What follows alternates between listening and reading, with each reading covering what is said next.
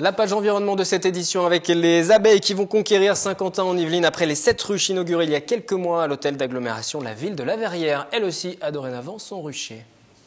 Après la communauté d'agglomération en avril, le week-end dernier, c'était au tour de La Verrière d'inaugurer son rucher dans le cadre de l'opération nationale Abeilles Sentinelles de l'environnement. Un message politique et citoyen selon Alain Hajaj, maire de la commune.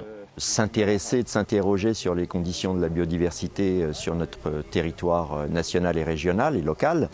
Et donc on sait qu'aujourd'hui cette biodiversité est en danger, qu'il y a des risques de voir tous les phénomènes naturels perturbés par la pollution, les pesticides. Conséquence grave pour l'environnement, la disparition des abeilles depuis plusieurs années. Et sans ces insectes pollinisateurs, on peut dire adieu à notre agriculture. Selon l'Union nationale de l'apiculture française, grâce à leur action, les abeilles génèrent chaque année un chiffre d'affaires d'environ 3 milliards d'euros. Plus de 30% de ce qu'on consomme provient du rôle des abeilles par la pollinisation. Parmi la population, l'abeille maintenant, les enjeux que représente l'abeille sont vraiment perçus par la population et les politiques se disent qu'effectivement il faut prendre des décisions pour arriver à sauvegarder les abeilles. Parce qu'on est passé d'un taux de mortalité qui était environ 5% il y a encore 15 ou 20 ans à un taux de mortalité de plus de 30% par an. L'installation des ruches verriéroises sera complétée par des prairies fleuries afin que les abeilles puissent butiner. Des actions pédagogiques seront organisées avec les écoles de la ville. Et pour les gourmands, sachez que le miel sera récolté à l'occasion des apidaises au mois de juin. Prochaine inauguration de ruchers sur le territoire de Saint-Quentin au printemps. Il s'agira cette fois de la ville de Montigny.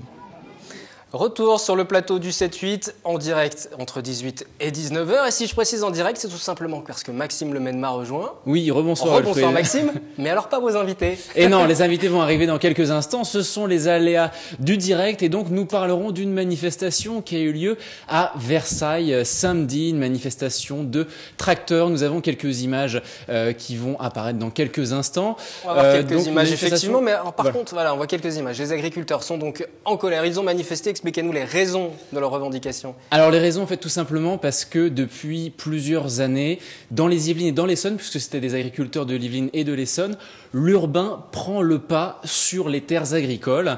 Et donc les syndicats d'agriculteurs, notamment la coordination rurale Île-de-France pour les Yvelines et la coordination rurale Île-de-France pour l'Essonne, se battent pour préserver leur mode de vie. Selon les mots de Jean-Noël Roinsard, qui devra nous rejoindre d'ici quelques instants, ils ne veulent pas finir comme des Indiens dans une réserve. Ils aimeraient bien... voilà, ils arrivent. Ouais, les invités qui arrivent, venez vous installer. Nous accueillons donc sur ce plateau Jean-Noël Roinsard et Didier Ardouin, respectivement président de la coordination rurale Île-de-France pour les Yvelines et secrétaire général de la coordination rurale Île-de-France, président de la coordination rurale dans le département de l'Essonne. Voilà, alors messieurs, bonsoir et bienvenue. Bonsoir, bienvenue. Est-ce que vous pouvez nous expliquer pourquoi, quelles sont les raisons de cette colère? Pourquoi être allé manifester et rencontrer le préfet samedi à Versailles? Parce qu'on s'interroge sur l'avenir de l'agriculture en Île-de-France, des agriculteurs en Île-de-France. Et c'est un grand souci pour nous de savoir vraiment, est-ce qu'on veut vraiment garder une agriculture en Île-de-France? C'est ça le problème avec les grands projets, le Grand Paris, les OIN, l'opération d'intérêt national. C'est le plateau de Saclay, notamment. Le plateau de Saclay, notamment, la vallée de la Seine, où c'est une emprise de plus de 3500 hectares. Donc 150 000 logements, qui va représenter pour les Yvelines plus de 40% de population en plus. Donc à l'heure actuelle, ce qui se passe, c'est qu'on centralise trop dans la région d'Île-de-France, qu'il faudrait plutôt décentraliser. Et on fait tout le contraire. On nous dit toujours, oui, on va préserver les espaces agricoles, mais ce n'est pas le cas à l'heure actuelle. Il y a aussi les projets de LGV, donc le LGV notamment, aussi bien dans l'Essonne, Clermont-Ferrand, Orléans ou Paris-Le Havre. Nous sommes tout à fait opposés à ces projets.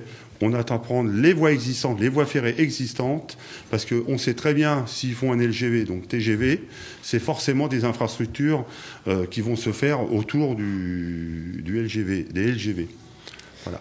Alors Didier Ardouin, quelle est votre opinion sur tout ce que vient de dire Jean-Noël Roinsard? C'est-à-dire que les conditions de vie des agriculteurs se dégradent vraiment dans votre département également, dans l'Essonne? Tout à fait, c'est la même chose. Le département de l'Essonne et les Yvelines comme le Val d'Oise, c'est l'ancienne Seine-et-Oise. Donc l'ancienne Seine-et-Oise, c'est pour ça que vous êtes main dans la main dans ce combat. Et on n'a qu'une chambre d'agriculture de l'ancienne Seine-et-Oise qui est dans les Yvelines. Et on a le même combat, la même chose, les mêmes problèmes.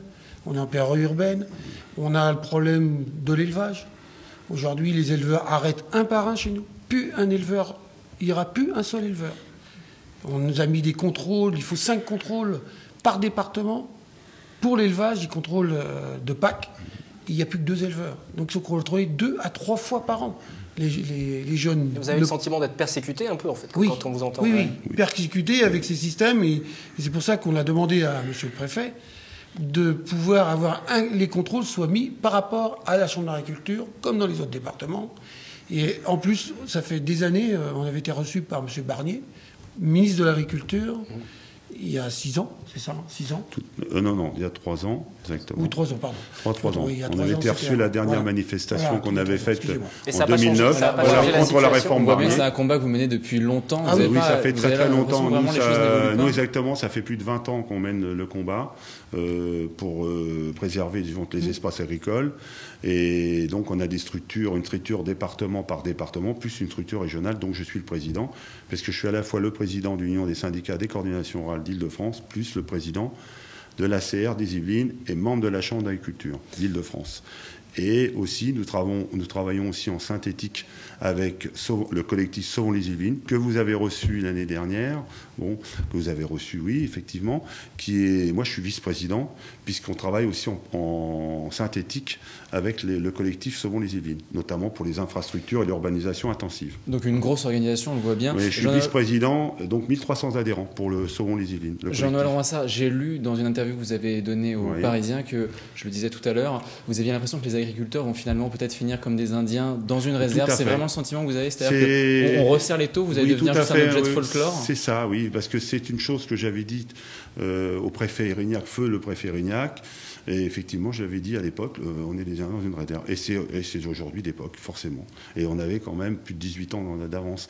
Et c'est ça le problème. Donc, si on reconnaît l'agriculture d'Île-de-France en zone périurbaine, ça nous permet de mieux nous protéger, d'avoir un espace agricole, pour pouvoir continuer à avoir des jeunes qui puissent continuer derrière, parce que c'est ça aussi, c'est les jeunes qui puissent continuer à reprendre nos exploitations. Les chiffres il y a de moins en moins de familles qui continuent. Il y a de moins en moins de familles. Et ce qu'il faut garder, c'est le poumon vert. C'est ça qu'il faut garder à l'ouest parisien, aussi bien dans l'Essonne, au nord et au sud, de maintenir une agriculture de proximité, parce qu'il faut savoir que dans les années futures, les coûts des transports vont coûter très très cher. Alors, si on a une agriculture de proximité avec des circuits courts, il y a les éleveurs, les maraîchers, l'arboriculture, et tout un ensemble de spécialisés, ça nous permet de nourrir une population. Parce que nous, on a vocation à nourrir une population. Quand vous parlez de circuit court, finalement, vous parlez d'un système économique à mettre en place. Parce que là, pour l'instant, on voit bien qu'il y a quand même beaucoup de produits agricoles qui viennent de l'étranger, qui viennent de l'Union européenne. C'est-à-dire que vos clients, pour l'instant, qui sont-ils? Est-ce que vous arrivez encore à vendre vos produits? Oui, il y a des producteurs qui commencent à vendre. Il y a des éleveurs qui vendent leur viande. Mais le problème des abattoirs, parce que ça aussi c'est le sujet, c'est qu'on n'a plus qu'un abattoir à Meaux. Et ce qu'on demande, nous, depuis très très longtemps, on avait demandé à Michel Barnier, au ministre de l'Agriculture, d'avoir un abattoir mobile, comme ça se passe en Allemagne, ce qui permettrait de réduire le coût des transports. Et donc, aujourd'hui, à l'heure actuelle, il y en a beaucoup qui vont sur des abattoirs d'Alençon. Et le coût des transports, ça coûte beaucoup plus cher. Et ils vendent leur viande en direct auprès des consommateurs. On ne l'a pas précisé tout à l'heure, il me semble. On peut parler de vos activités respectives. Oui. Alors, vous êtes agriculteur, éleveur, expliquez-nous. Non, moi je suis agriculteur céréalier betteravier. Parce que dans l'Essonne, on est betteravier depuis toujours. Donc céréales, betteravier et pommes de terre. D'accord. Et pour vous? Moi, je suis céréalier. Et alors, les difficultés, vous les avez constatées croissantes aussi, on les a, notamment dans les transports, notamment pour se déplacer dans les Yvelines, en Île-de-France, parce que ça, c'est pour tout le monde pareil, aussi bien dans tous les 3 départements, plus le Val-de-Marne. Et c'est quand même, le transport, c'est quand même très important, c'est des coûts en plus. Et c'est des problèmes de sécurité, parce que quand on se déplace, il y a toujours un problème de sécurité. Et pour accéder à nos parcelles, c'est pas évident. Alors, il y a aussi un autre souci aussi, c'est que à l'heure actuelle, le Conseil général des Yvelines, notamment, il y a les problèmes d'infrastructure, la VMVM, parce que j'ai parlé de la voie nouvelle de la Môle. Il y a aussi les voies vertes. Donc les voies vertes, c'est des voies vertes, vous avez des chemins ruraux, on les met en voie communale, et les voies communales, on les voies vertes. Donc c'est du béton dans la plaine. Alors nous, on n'en veut pas, parce que ça va à l'encontre de notre activité professionnelle, et en plus, il vaut mieux laisser les chemins naturels, que les gens puissent se promener, faire comme d'habitude, à l'état sauvage, j'appelle, qu'ils puissent se promener en vélo, faire du vélo, à pied, les randonnées, etc., etc. Que de figer du béton, c'est pas bon. Et faire des rivières dans la plaine. Voilà. Et puis en plus, c'est des décharges, c'est tous les problèmes qu'on rencontre à l'heure actuelle. Il y a beaucoup de décharges dans les champs, ça faut le savoir. Il y a une question que je me pose quand on aborde ce type de sujet, parce qu'on en parle souvent en plateau, même dans la chronique environnement aussi. C'est-à-dire que ça fait des années que vous abordez ces thèmes avec des responsables politiques, des responsables associatifs. Est-ce qu'à un moment, il ne va pas falloir choisir un mode d'action peut-être plus dur que ce que vous faites maintenant ?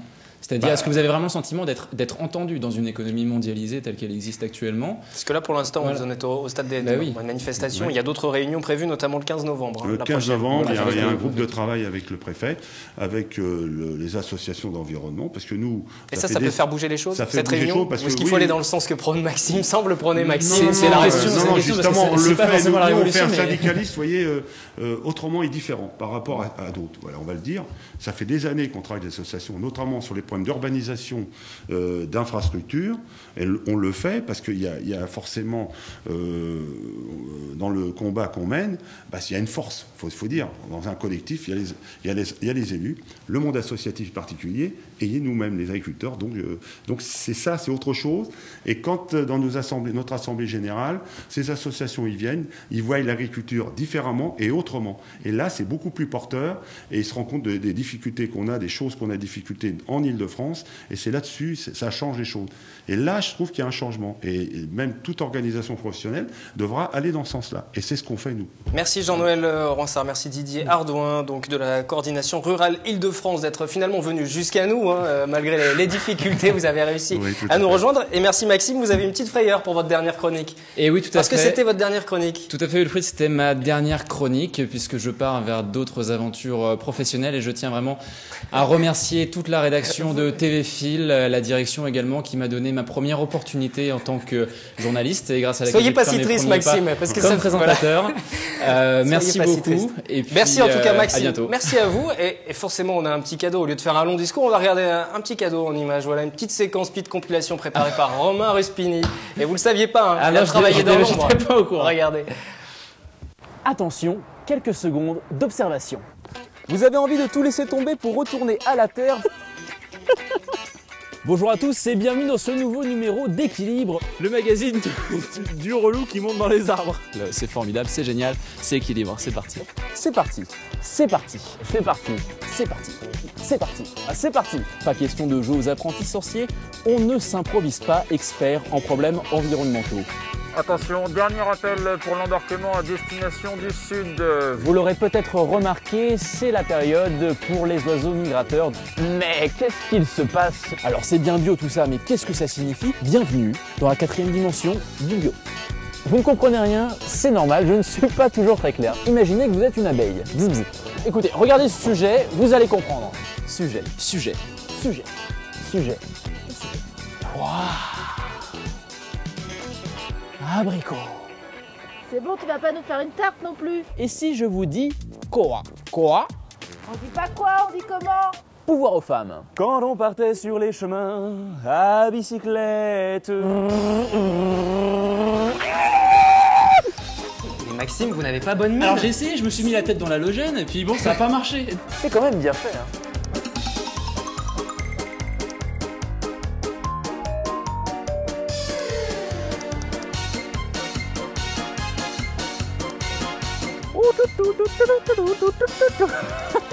I am better than a sex toy. C'est pas moi qui le dis, c'est mon caleçon. D'ici là, portez-vous bien. Ciao bye. Ciao bye. Ciao bye. Ciao bye. Ciao bye. Ciao bye. Ciao bye. Ciao bye. Et tout de suite, je pars vers de nouvelles aventures, courir dans mon cercle, tout comme Tintin. Bonne soirée. Merci Maxime.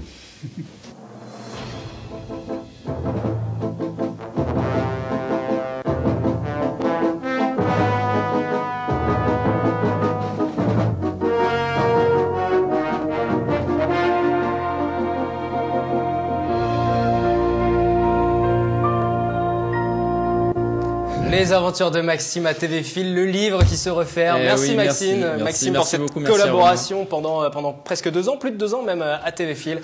Merci à vous et puis bonne continuation pour la suite, comme il est coutume de dire. C'est la fin de cette édition du 7-8. Je vous retrouve demain en direct à 18h avec de nouveaux invités. Excellente soirée. Excellente soirée. Bonne soirée. À demain, 18h. Non, on va continuer l'émission encore, Maxime. Eh bien, on continue. Allez, voilà, c'est parti. On est parti pour plusieurs heures de direct. Je vous laisse les clés, Maxime. Moi, je rentre. On s'arrête ici, on s'arrête pas ici. Excellente soirée, en tout cas. Voilà, merci.